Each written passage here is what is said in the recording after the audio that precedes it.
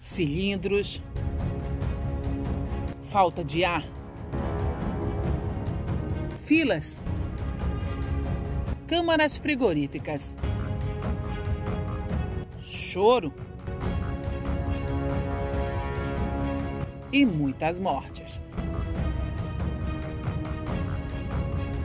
2 meses se passaram da pior crise já vivida pelo estado do Amazonas. Mais de 5.000 pessoas morreram devido à falta de oxigênio. A notícia faz os olhos do mundo se voltarem para o Amazonas. Quem procurava atendimento não encontrava sequer um leito para ser internado. Desespero e pessoas que chegaram a morrer nas próprias residências improvisando de forma artesanal cilindros de oxigênio.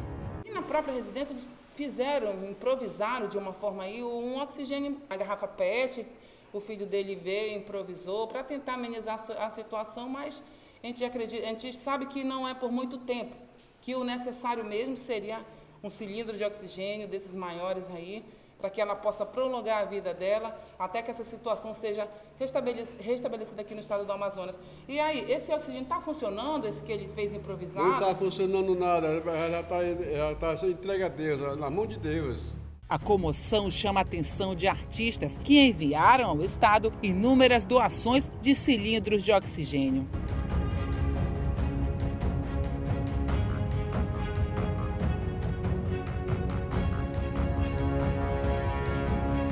Até o país vizinho, a Venezuela, enviou para o estado.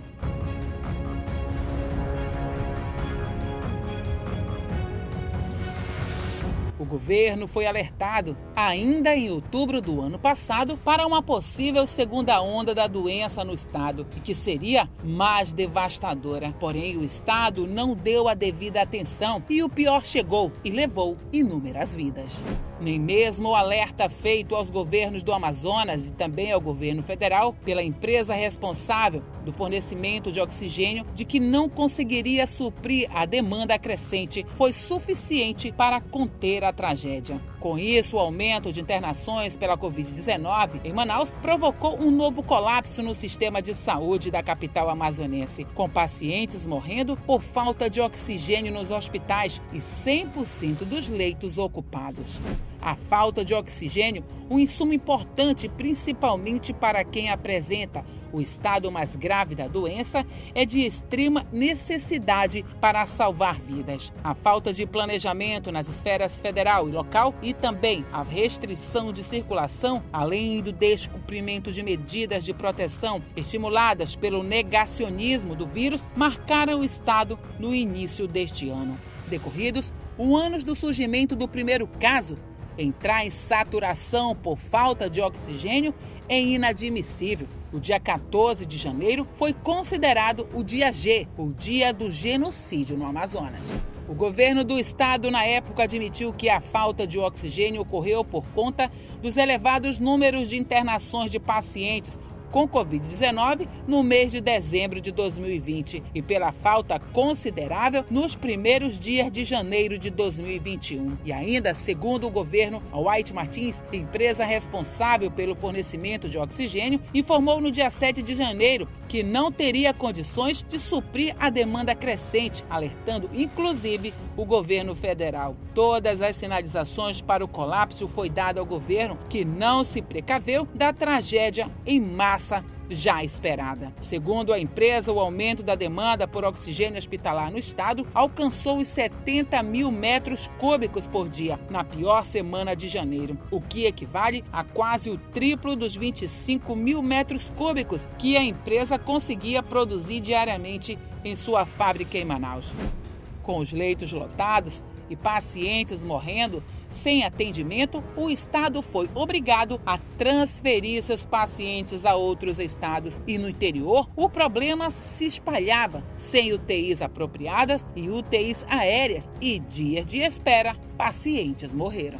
Através da BR-319 e balsa, o governo federal enviou ao estado 100 mil metros cúbicos do insumo. Devido ao colapso, o Amazonas já conta com 30 usinas geradoras de oxigênio medicinal instaladas em hospitais da capital e do interior. Somados, os equipamentos têm capacidade diária de produção do gás de 15,5 mil metros cúbicos. A força-tarefa para abastecer o estado com oxigênio é coordenada pelo Ministério da Saúde. São 74 usinas e mini-usinas programadas para serem instaladas no Amazonas. Das 30, 16 já estão em operação em Manaus, sendo 3 na rede privada e outras 14 no interior, nos municípios de Taquatiara, Parintins, Maués, Manacapuru, Tabatinga, Tefé, Coari, Altazes, Nova Olinda do Norte e Humaitá. E mais 15 usinas, 5 delas fruto de doação da União BR, encaminhadas também pelo Ministério da Saúde e Marinha do Brasil para os municípios de Codajás, Tapauá, Apuí, Urucará e Santo Antônio do Içá. E ainda estão em processo de aquisição 29 usinas.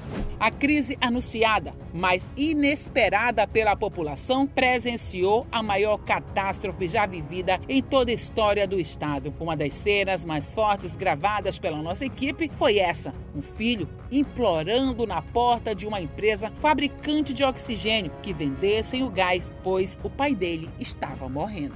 Eu quero só uma bala, por favor, tenho 3 ali, eu quero só uma, cara, pra salvar meu pai. Se eu não pegar essa bala, meu pai vai morrer, cara. Por favor, me ajuda, completa com o dono aí com alguém, cara. Por favor, cara.